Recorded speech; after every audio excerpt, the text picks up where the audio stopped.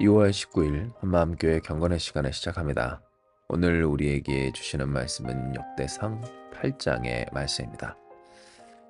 우리는 오늘 그 베냐민 지파에 대한 계보를 봅니다. 베냐민의 자손이 어떠했고 또 그 가운데 어떠한 이들이 있었는지 우리는 이 역대상 8장을 통하여서 보게 된다는 겁니다. 예, 특별히 오늘은 이 베냐민 지파의 시조였던 베냐민에 대해서 그리고 그의 어머니 라헬에 대해서 생각해 보고자 합니다.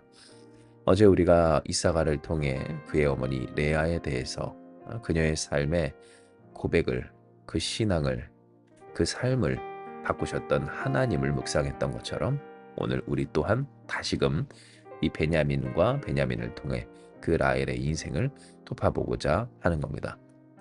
베냐민은 요셉의 동생으로서 라헬의 마지막 아들이었습니다. 왜냐하면 라헬은 그 베냐민을 낳는 중에 결국 극심한 상고로 죽음을 맞이했기 때문인데요. 베델에서 에브라스로 여행하던 중 산통을 느끼고 출산한 후 결국 죽게 된 라헬. 숨을 거두기 전 그 슬픔을 이기지 못해 베노니 내 슬픔의 아들이라고 그 이름하였던 자가 바로 이 베냐민이었던 겁니다. 그런데 이때 야곱은 이 베논이라고 하는 내 슬픔의 아들이라고 하는 이 아이를 안고서 베논이가 아닌 오른손의 아들 곧 베냐민이라고 바꾸어 냈는데요. 즉 슬픔을 축복으로 바꾸어 냈던 것이 베냐민의 탄생의 이야기였던 겁니다. 이것을 통해 우리는 이 라헬이라고 하는 여인의 성정과 또 그 상태에 대해서 생각해 보게 되는데요. 물론 사랑하는 아기를 그렇게 낳자마자 이별하여 떠나야 했었던 어머니의 마음이 얼마나 비통했겠습니까마는 실상 성경을 보면 이 라헬이라고 하는 여인이 품었던 감정은 주된 슬픔과 또 질투, 시기였기 때문입니다. 하나님께서 이 레아를 생각하사 그녀에게 아들을 주심으로 그녀가 그 아들을 낳자마자 보라 아들이다 라고 하는 르우벤을 이름지어 첫 번째 아들로 삼게 하신 바와 달리 라헬에게는 어떻습니까? 그 자녀가 허락되지 않음에 따라 결국 자신의 여종이었던 비라를 앞세워 출산을 하게 하였으리라 만큼 이 라헬에게 있어서 그녀의 삶 또한 야곱의 사랑은 받았지만 그것으로 부족한 없는 것, 결핍된 것에 집중된 시기하고 또 원망하고 괴로워하고 슬퍼했던 인생이었던 겁니다. 그러니 이 라헬이 사랑하는 그 아들 베냐민을 놓고서 떠나야 했을 때 그 마음이 얼마나 침통하고 괴로웠는지요. 앞으로 평생 살아가야 할 그 아이의 이름을 찬양이라고 하는 유다도 아니고 또 하나님의 은혜라고 하는 이사갈도 아닌 바로 베노니 내 슬픔의 아들이라 라고 하는 그 이름을 지어줄 만큼 사실상 그녀의 삶은 끝까지 슬픔과 자기 연민 또 그 결핍에 대한 아쉬움과 원망으로 가득했던 인생이라 해도 과언이 아니었던 겁니다. 진정 그렇습니다. 물론 누가 그녀의 아픔과 고통을 다 알 수 있겠습니까마는 이상적으로 생각할 때 정말 그녀가 레아와 같았더라면 아마 그녀는 먼저 이 베냐민으로서 곧 축복과 은혜가 가득한 존재로서 그렇게 복된 이름을 지어주고 떠났을 것입니다.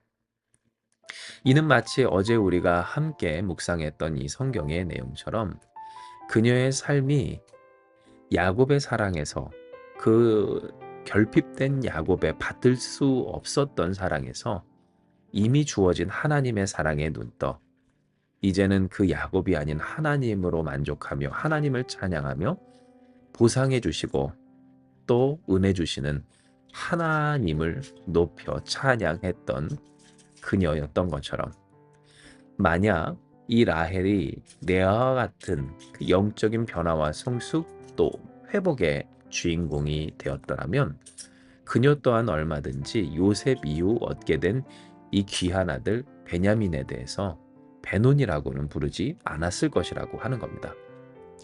하지만 그녀는 분명하게 그 슬픔을 끝까지 풀지 못한 채로 결국 죽게 됩니다. 노상에서 장사 지낼 만큼, 그러니 그 선조들의 막벨라 굴이라고 하는 그 무덤에, 그 묘실에 함께 안치되었던 레아와 달리 이 길가에 묻힐 수밖에 없었을 만큼 결핍 많은 라헬, 그 그녀의 삶은 참 끝까지 안타깝고 또 일그러진 그 인생의 모습을 하고 있었다는 겁니다. 그러나 중요한 것은 그녀의 삶과 또 그 삶에 남겨진 슬픔과 달리 야곱은 베냐민을 사랑했고 또 베노니가 아닌 베냐민으로서 대우했다라고 하는 점인데요.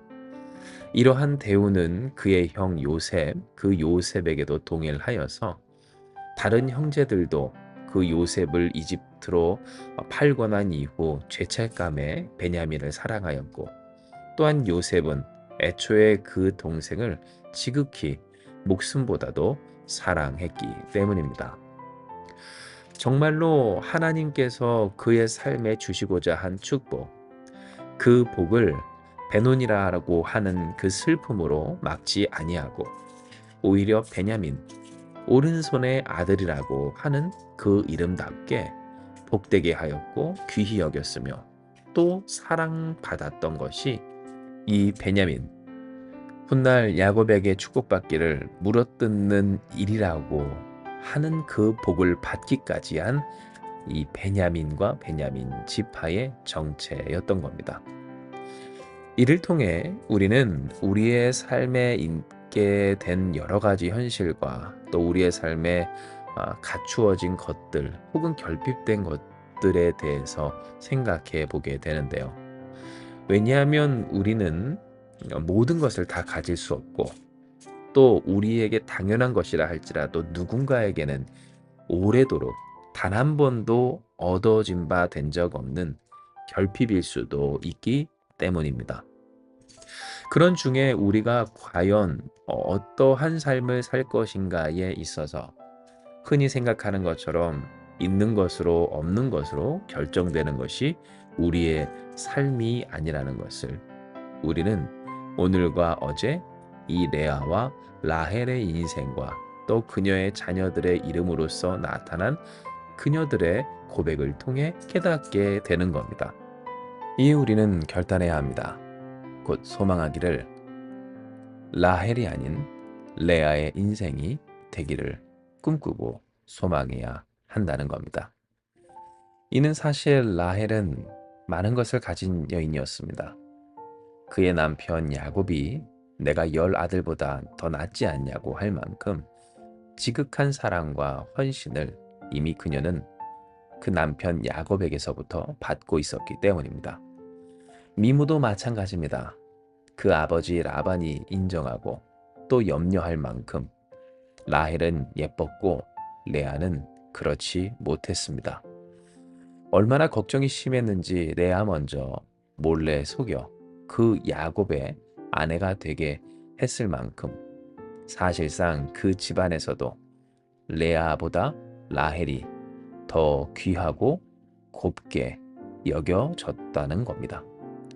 하지만 라헬은 슬픔이 많았습니다. 또 그 마음에 그 삶에 있는 결핍을 견디지 못한 원망도 시기도 가득했습니다. 어떻게 하면 그 삶을 더 누리며 또 좋게 할 수 있을까? 그의 아버지 집에서 곧 라반의 집에서 우상을 몰래 훔쳐올 만큼 그녀는 열심을 내었지만 그러나 결국 그 열심이 유효한 결과를 내지 못한 참 힘겹고 어려운, 정말로 바쁘기만 한 헛헛한 인생이었다라고 하는 겁니다. 그러니 우리는 레아와 같기를 바라야 합니다. 물론 아름답고 잘생기고 또 유능하고 모든 상황과 현실에서 풍성하면 좋겠지만, 혹여 그러하지 않더라도 그 있는 어쩔 수 없는 현실 결핍 속에서 하나님을 봄으로써 은혜 주시는 하나님, 보상하시는 하나님, 찬양할 수밖에 없게 하시는 그 하나님, 연합하게 하시는 하나님, 하나님과 연합한 내가 되게 하시는 나의 하나님, 그 하나님으로서 살아가는 인생이 되기를, 바로 그러한 고백이 우리의 삶의 열매가 되고 또 우리의 언행이 되기를 우리는 꿈꾸고 결단해야 하는 겁니다. 할렐루야.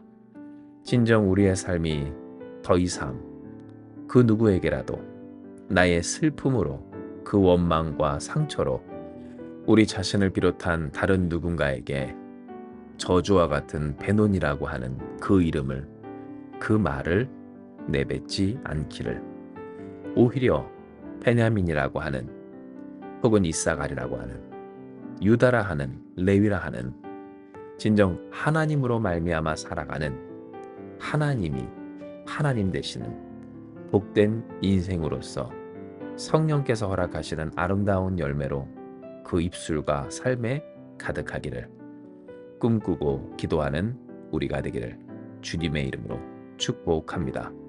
아멘. 우리가 이와 같이 꿈꾸며 소망할 때 주께서 우리에게 이미 역사하신 대로 또한 역사하시고 일하셔서 우리로 그 하나님의 아름다움을 찬송하고 또 경배하며 증거하게 하여 주실 것입니다. 이 시간 이 말씀 기억하시면서 우리 함께 기도하며 나아가기 원합니다. 기도하시겠습니다.